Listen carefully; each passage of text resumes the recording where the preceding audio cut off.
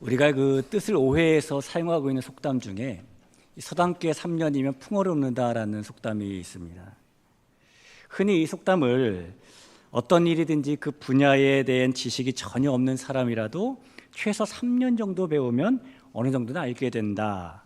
전혀 경험이 없는 초보자라도 3년 정도 꾸준히 하다 보면 그래도 어느 정도는 할 수 있게 된다라는 의미로 오해가 되고 있는데요.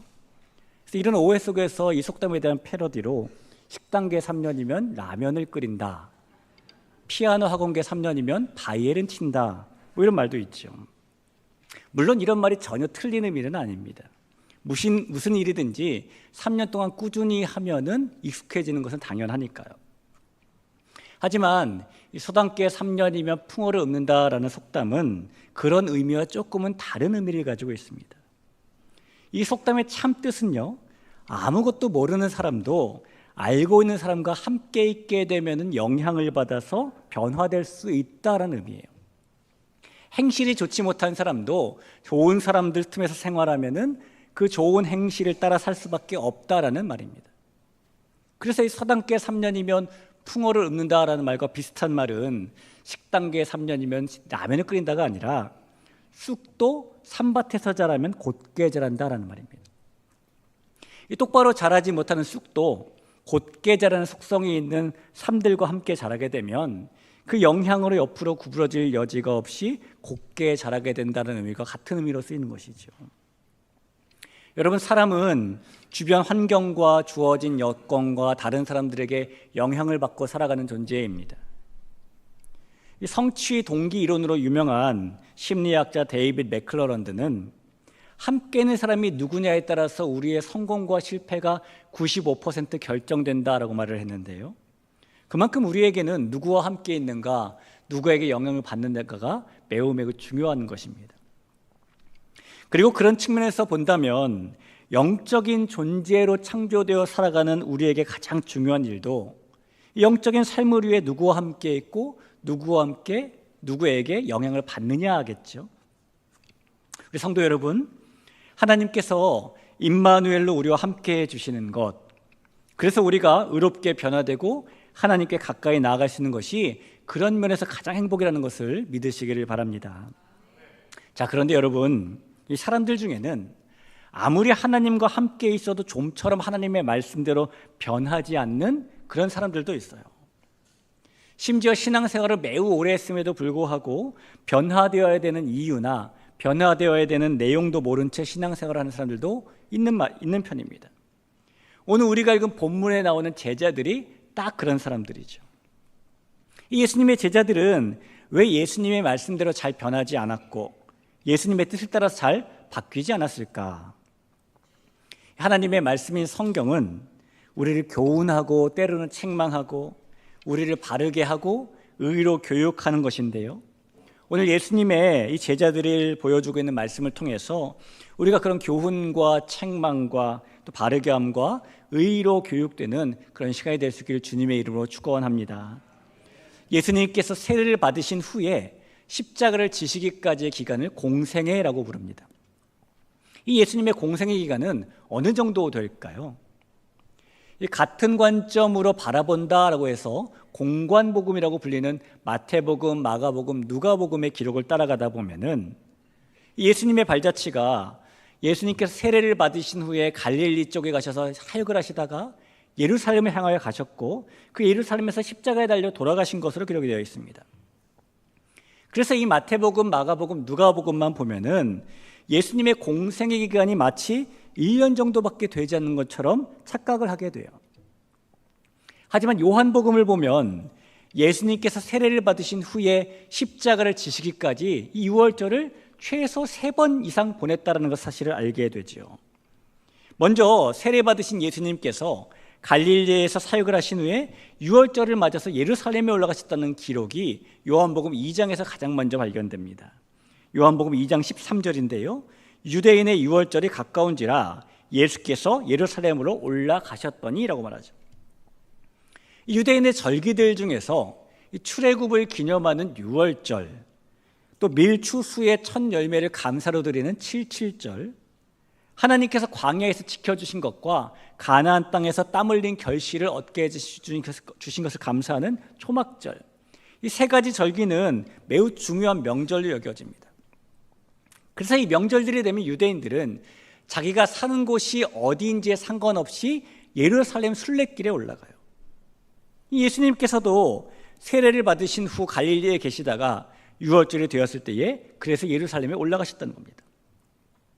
그때 예수님께서 예루살렘 성전에서 장사하는 사람들을 내쫓으시면서 성전을 깨끗하게 하셨는데요, 이 일 때문에 이 이스라엘 예루살렘의 종교 지도자라는 사람들에게 예수님은 소위 찍히는 인물이 됩니다.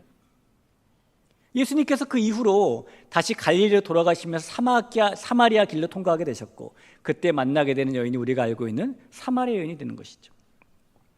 자, 그리고 예수님께서 다시 갈릴리 지역 사역에 집중하시다가 공생애의 두 번째 유월절을 맞으시게 됩니다. 그 기록이 요한복음 6장에 있어요.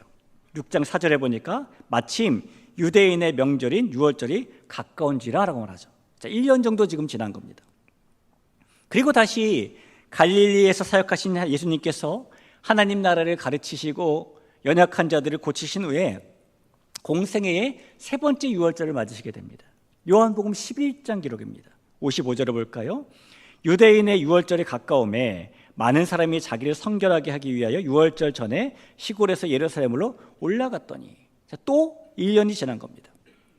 자, 그래서 요한복음에 의거해서 초대교회 때의 교부 터툴리안이나 종교개혁 시대의 신학자 칼빈이나 이 사람들을 비롯한 수많은 학자들은 예수님의 공생의 기간이 최소 3년 정도 된다라고 보고 있습니다. 자, 여러분, 그렇다면 예수님의 제자들이 예수님과 함께 했던 시간은 얼마나 되는 것이죠? 예수님의 제자들이 예수님과 함께 했던 세월은 약 3년 정도가 되는 것입니다. 제자들은 3년 정도 동안 예수님의 말씀을 듣고 예수님의 일하시는 기적을 목격했던 거예요. 자, 그렇게 3년이나 배웠던 예수님의 제자들, 얼마큼 변화된 사람들이 되었을까요? 오늘 본문을 보니까 안타깝게도 이 제자들은 3년이라는 시간이 무색해 보일 정도로 변하지 않은 것 같습니다. 이 제자들은 지금 예수님과 함께 예루살렘으로 가고 있는 중이에요. 그런데 이런 제자들 사이에 불미스러운 사건이 하나 발생합니다.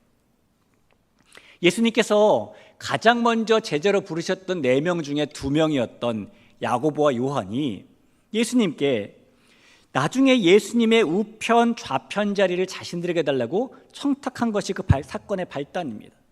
37절 말씀인데요, 여짜오되 주의 영광 중에서 우리를 하나는 주의 우편에 하나는 좌편에 앉게 하여 주옵소서.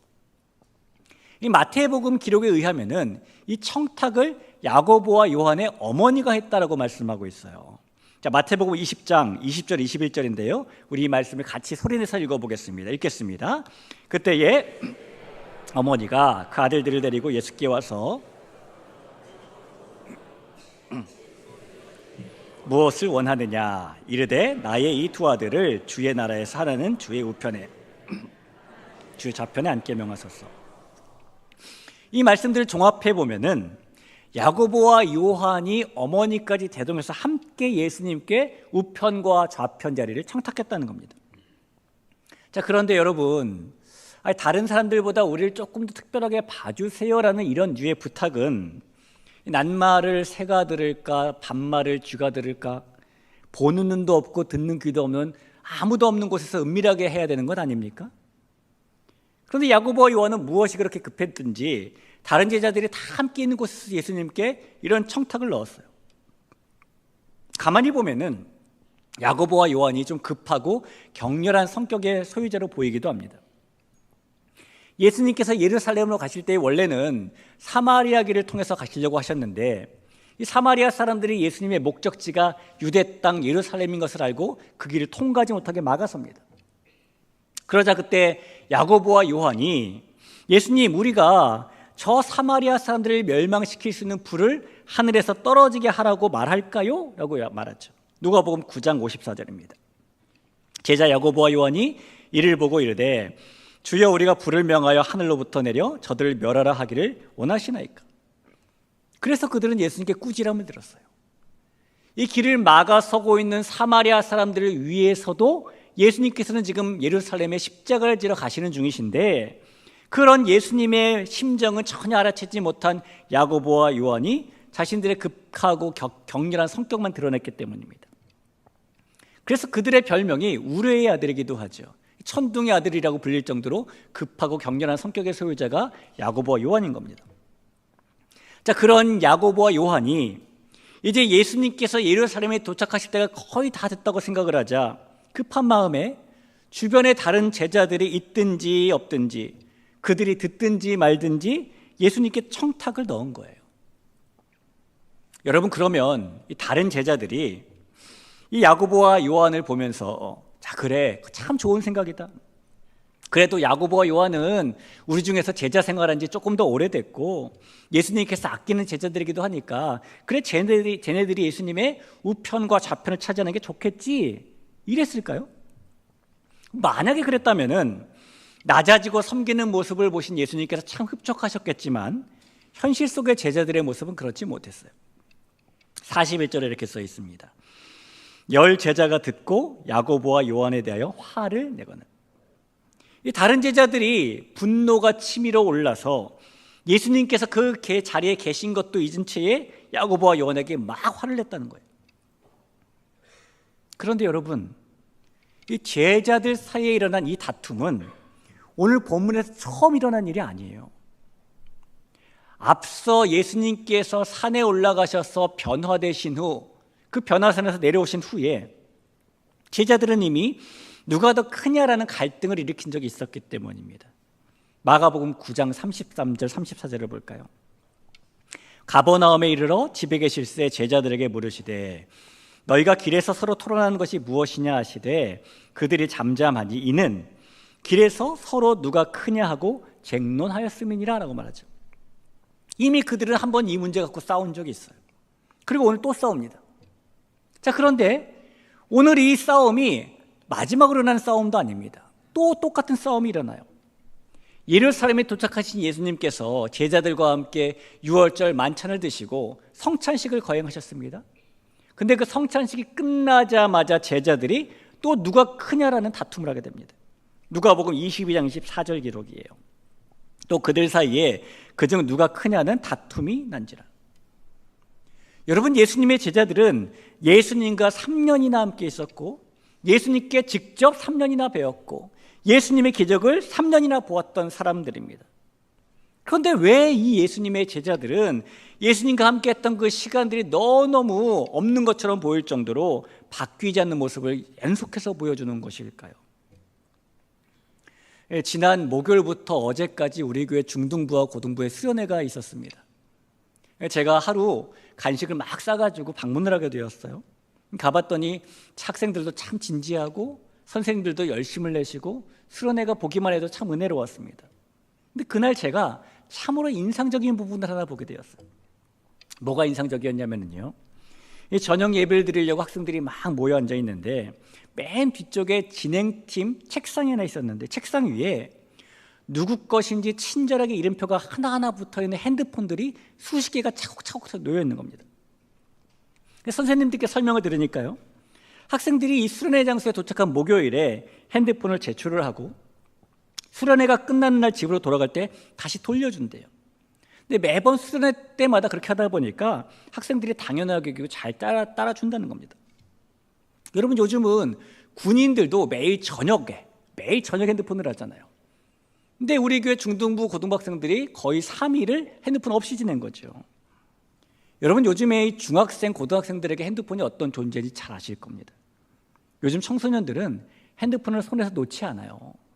그 속에 자기들의 세상이 다 있기 때문입니다. 그 속에서 세상을 배우고요, 그 속에서 친구를 사귀고 그 속에서 사회생활을 합니다. 그래서 요즘 청소년들에게 핸드폰하고 부모하고 형제 중에서 무인도에 뭐를 함께 동행할래? 라고 물어보면 뭐라고 대답할까요? 주저없이 핸드폰이라고 대답할 겁니다. 그 정도로 핸드폰은 그들의 전부예요. 자, 그런데 우리 중등부 고등부 학생들이 그런 핸드폰을 제출하고 자발적이든 비자발적이든 핸드폰 디톡스를 하면서 2박 3일 동안 뭘 하냐면 찬양하고 말씀 듣고 기도하고 공동체 세우고, 그 다음에 또 뭐 하냐면 찬양하고 말씀 듣고 기도하고 또 공동체 세우고 이런 일만 계속 반복하는 거예요.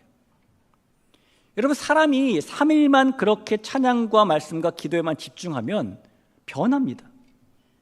아마 어제 수련회에서 돌아온 학생들 중에 몸이 피곤해서 힘들었어 라고 말하는 친구들도 있었겠지만 분명히 그들의 내면에는 변화가 일어났고 시작되었을 거예요.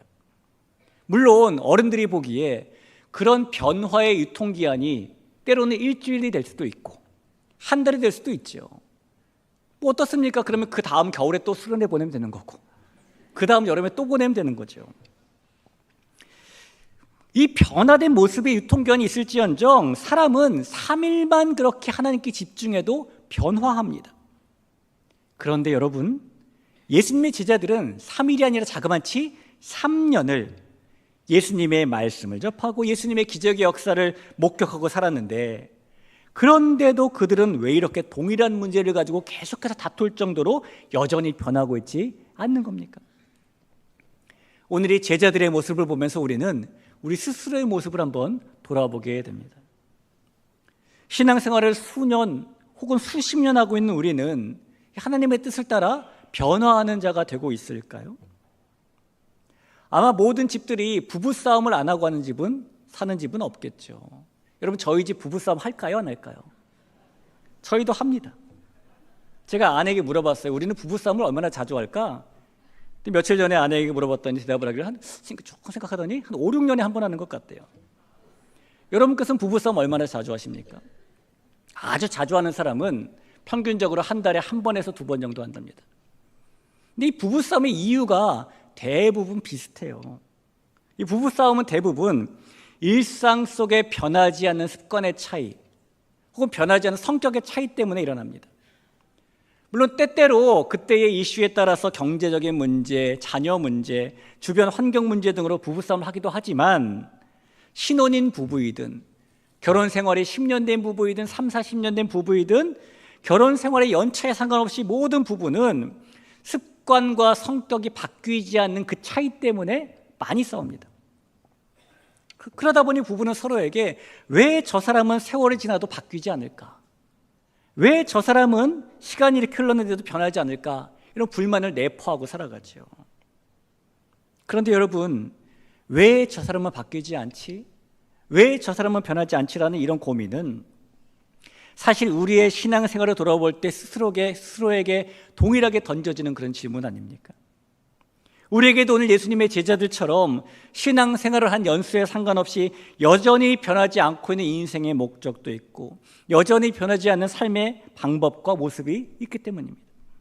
우리가 아무리 교회를 많이 다녔어도 여전히 변하지 않는 인격, 변하지 않는 말, 변하지 않는 태도가 있기 때문입니다. 이런 고백을 한 어떤 신앙인의 글을 읽어본 적이 있어요. 이런 글입니다.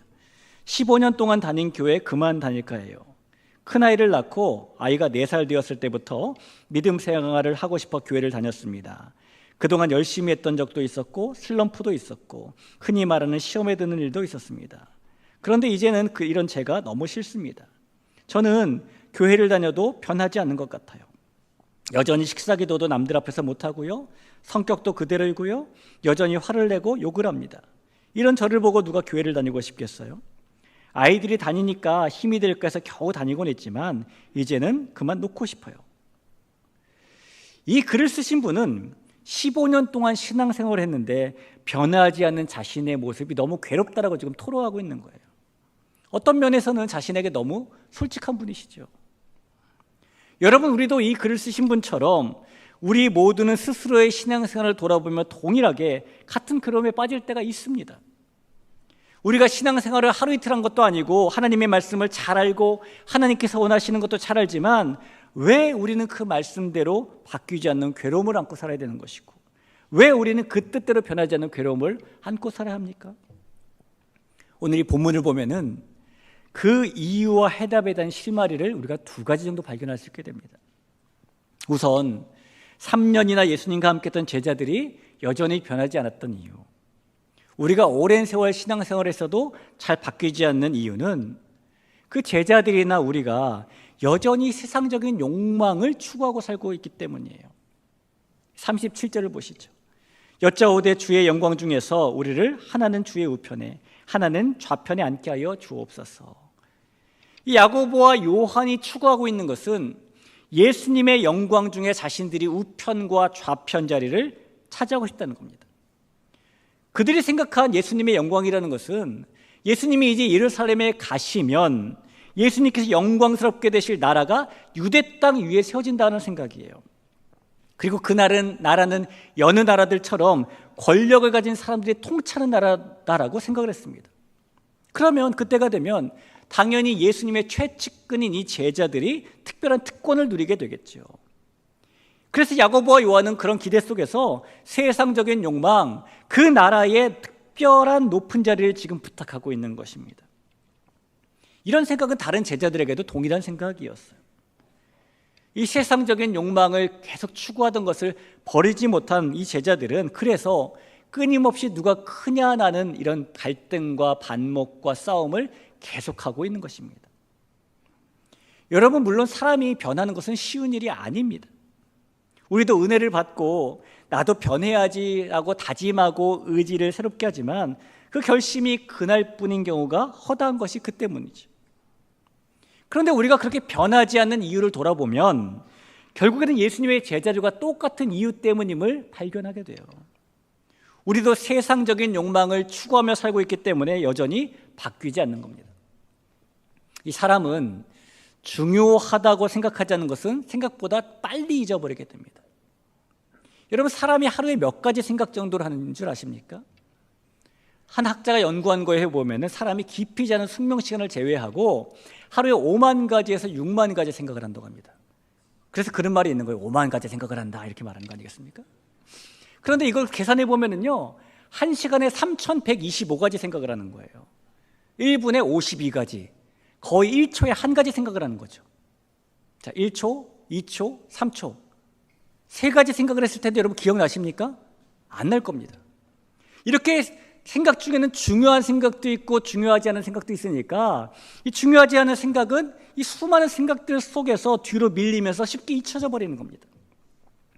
그래서 만약에 우리가 하나님을 중요하게 생각하지 않는다면, 만약에 우리가 세상적인 욕망을 더 중요하게 생각한다면 우리는 어떤 은혜를 받았을지라도 금세 하나님을 잊어버리는 것이고, 하나님을 잊어버리면 지금까지 해왔던 대로 똑같이 변하지 않은 채 사는 거죠. 성도 여러분, 우리가 세상적인 욕망을 중요하게 생각하고 사는 그 순간부터 우리는 하나님의 비전도 품을 수 없고 예수님을 닮을 수도 없고 성령님의 능력도 힘입을 수 없게 됩니다. 우리가 이 세상적인 욕망을 인생의 가장 중요한 가치로 갈망하고 살면 하나님을 중요하게 여기고 살 수 없어요. 세상을 사랑하면 결코 하나님을 사랑할 수 없기 때문입니다. 우리의 생각에는 이 사랑을 둘로 잘 나누어 가지고 한 사랑으로 하나님을 사랑하고 한 사랑으로 세상을 사랑하면 될 것 같지만 우리 안에 있는 사랑은 그렇게 나누어지지 못하게 되죠. 여러분, 우스갯소리로 많은 분들이 오래 같이 사는 부부는 더 이상 사랑으로 살지 않는다고 말합니다. 뭐로 산다고 말합니까? 정으로 산다고 말하고 의리로 산다고 말해요. 근데 여러분, 우리가 하나님과 오래 교제한 신앙생활을 하면서 우리는 결코 하나님과 정으로 살 수 없고 의리로 살 수 없어요. 우리와 하나님은 사랑으로만 연결되어 있기 때문입니다. 그래서 사랑하는 성도 여러분, 세상적인 욕망이 우리 안에 아직 남아있다면 버리고 또 버리시기를 바랍니다. 세상적인 가치, 세상의 명예와 권력, 돈과 방탕함, 자랑과 교만, 남에게 지지 않음과 자기 자랑. 여러분, 그런 세상이 추구하는 것들을 더 이상 중요하게 생각하지 말고 사랑하지도 마시기를 바라요. 오직 하나님을 가장 중요하게 생각하며 우리가 하나님을 사랑할 때에, 그럴 때 우리는 하나님께서 기대하시는 변화하는 사람이 될 수 있음을 믿으시기를 바랍니다. 자, 우리가 한 가지만 더, 이 3년이나 예수님과 함께 했던 제자들이 여전히 변하지 않았던 이유, 우리가 오랜 신앙생활에서도 잘 바뀌지 않는 이유를 찾아본다면 그 이유는 이 제자들이나 우리가 예수님께서 마시는 잔을 마시고 있지 않기 때문입니다. 오늘 본문의 30절에서 38절을 보시죠. 예수께서 이르시되 너희는 너희가 구하는 것을 알지 못하는도다. 내가 마시는 잔을 너희가 마실 수 있으며 내가 받는 세례를 너희가 받을 수 있느냐? 그들이 말하되 할 수 있나이다. 예수께서 이르시되 너희는 내가 마시는 잔을 마시며 내가 받는 세례를 받으려니와 내 좌우편에 앉는 것은 내가 줄 것이 아니라 누구를 위하여 준비되었든지 그들이 얻을 것이라. 자, 지금 예수님께서는 예수님께서 마시는 그 잔을 마시고 예수님께서 받는 그 세례를 받는 사람이 예수님의 우편과 좌편에 앉는다라고 말씀하시는 거예요. 그리고 예수님께서 마시는 잔과 사례가 무엇인지는 이제 얼마 뒤에 있을 예수님의 겟세마네 기도를 통해서 발견됩니다. 마가복음 14장 36절입니다. 이르시되 아빠 아버지여, 아버지께는 모든 것이 가능하오니 이 잔을 내게서 옮기시옵소서. 그러나 나의 원대로 마옵시고 아버지의 원대로 하옵소서 하시고, 예수님의 기도에 나타난 예수님의 잔은 이제 다음 날이면 매달려 죽음을 당해야 될 십자가 고난을 의미하죠. 여러분, 야고보와 요한이나 다른 제자들이 정말로 예수님의 우편과 좌편을 바랬다면 그들이 예수님께서 마시신 고난의 잔을 함께 마시고 예수님께서 십자가에 못 박히실 때에 오른편과 왼편에 함께 매달린 두 강도 대신에 매달리면 되는 겁니다. 그럼 예수님의 우편과 좌편에 있게 되는 것이죠. 그러나 이 제자들은 예수님께서 체포당하실 때부터 뿔뿔이 다 흩어져 버렸습니다. 우리가 마실 수 있어요 라고 대답을 했지만 적어도 그 순간 그 누구도 예수님의 고난의 잔을 마시지 않았다는 겁니다. 그래서 그들은 끊임없이 누가 크냐는 다툼 속에서 변하지 않고 있는 거예요. 성도 여러분, 우리도 마찬가지입니다. 만약 우리가 예수님을 믿은 지 오래되었는데 여전히 변화되지 않고 있는 부분이 남아있다면 그 이유는 변화되었을 때 찾아오는 고난의 잔을 마시려고 하고 있지 않기 때문이에요. 예수님을 믿는 일은 불편함을 선택하는 일입니다. 마틴 루터가 로마 카톨릭 교회의 면죄부 판매를 비판하면서 종교개혁을 시작을 했는데요. 당시 루터는 막강한 힘을 가진 사제였고 비텐베르크 대학의 교수였습니다. 만약 루터가 로마 카톨릭 교회가 성경에서 카톨릭 교리가 성경에서 나온 것이 아니라라는 것을 알면서도 모른 척하고 그대로 따랐다면 그는 편안한 삶을 누릴 수 있었을 겁니다. 하지만 그는 그런 편안한 대신에 로마 교황청을 반대하고 사제직과 교수직을 박탈당하고 많은 생명의 위험을 받는 불편함을 선택해요. 그 길이 예수님을 믿는 믿음의 길이었기 때문입니다. 여러분, 그처럼 예수님을 믿는 일은 세상 사람들이 다 가는 크고 넓은 길이라는 편안함보다는 좁은 문을 지나는 협착된 좁은 길을, 그 불편함을 선택하는 것이고요. 시간과 물질과 헌신을 세상적 가치를 위해 쏟아붓는 편안함보다는 하나님 나라를 위해 쌓는 불편함을 선택하는 것입니다. 예수님을 믿는 일은 내 마음대로 내가 하고 싶은 대로 다 하며 사는 편안함보다는 다른 사람을 섬기기 위해서 절제하는 불편함을 선택하는 것이고, 세상의 달콤한 잔을 마시는 편안함보다는 고난의 잔을 마시는 불편함을 선택하는 겁니다. 하나님께서 원하시는 믿음을 가지고 하나님께서 원하시는 자녀가 되기 위해서 예수님의 고난의 잔도 함께 마셔야 되기 때문이고요. 그 예수님의 고난의 잔을 마시는 일은 세상의 달콤함을 거절하는 것이기 때문입니다.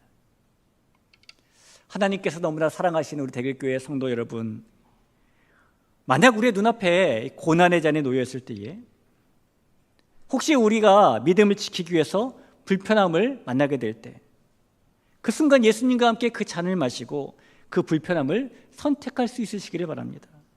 그럴 때에, 그렇게 고난의 잔이라는 불편함을 선택할 때에 우리가 생명의 길을 걷는 변화된 사람이 되는 것을 믿으시기를 간절히 부탁을 드립니다. 여러분, 하나님께서는 우리를 창조하실 때에 하나님의 형상을 따라 창조하셨어요. 이 말은 하나님께서 우리가 하나님을 닮을 수 있는 사람들이 되게 만드셨다는 겁니다. 그리고 하나님께서는 우리가 죄로 인해 하나님의 형상을 잃어버렸을 때에 예수님을 이 땅에 보내주셔서 우리를 구원해 주셨고, 우리가 다시 그 하나님의 형상을 회복할 수 있게 해주셨습니다. 그래서 이제 우리는 하나님의 형상을 회복한 사람으로서 하나님을 닮을 수 있는 사람들이 되었다는 겁니다.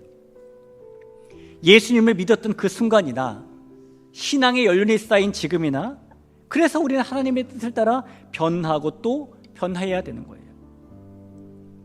어떤 사람이 나이가 지긋이 들어서 자기의 지난 인생을 돌아보니까 이 세월이 흐르면서 자기의 기도의 내용이 점점 달라졌다는 것을 발견했다고 합니다. 그가 생각해 보니까 20대 때는 주여 이 세상을 뒤집어 놓을 수 있는, 변화시킬 수 있는 힘을 주옵소서라고 기도를 했대요. 30대 때는 주여 내가 만나는 모든 사람들을 변화시킬 수 있는 힘을 주세요라고, 40대 때는 주여 내 가족들을 변화시킬 수 있는 힘을 주세요라고 기도했답니다. 근데 50이 넘어서부터의 기도 제목을 보니까 주여 나 자신을 변화시킬 수 있는 힘을 주옵소서라고 기도하고 있대요. 여러분, 결국 믿음의 길은 자신의 끊임없는 변화와 함께 걸어가는 것입니다. 사랑하는 성도 여러분, 오늘 말씀을 시작하면서 우리는 서당계 3년이면 풍어를 읊는다라는 속담을 살펴보았어요. 우리는 이 말을 서당계 3년이더니 신기하게 풍어도 읊네? 라고 받아들여서도 안 되고요, 서당계 3년 정도 하면 풍어를 읊을지도 몰라 라고 받아들여서도 안 됩니다. 우리는 이 말을 서당계 3년이면 반드시 풍어를 읊을 줄 알아야 된다 라고 받아들여야 돼요. 우리가 예수님을 믿고 세상의 욕망을 포기하고 고난의 잔을 마시는 사람으로 변화하는 그런 일은 반드시 그렇게 되어야 될 당연한 일이기 때문입니다. 우리가 예수님을 통해 하나님의 형상을 회복하고 하나님의 말씀을 배우고 구원받는 길이 무엇인지 알면서 반드시 하나님의 뜻대로 변하고 바뀌어야 되기 때문입니다. 예수님과 함께 믿음의 길을 굳건히 걸어가고 계신 우리 대길교회 성도 여러분, 우리 모두가 우리의 마음과 생각과 말과 행실과 우리의 삶의 모든 구석구석까지 예수님을 따라 이 변화된 믿음의 길을 걸어갈 수 있기를 간절히 축원합니다.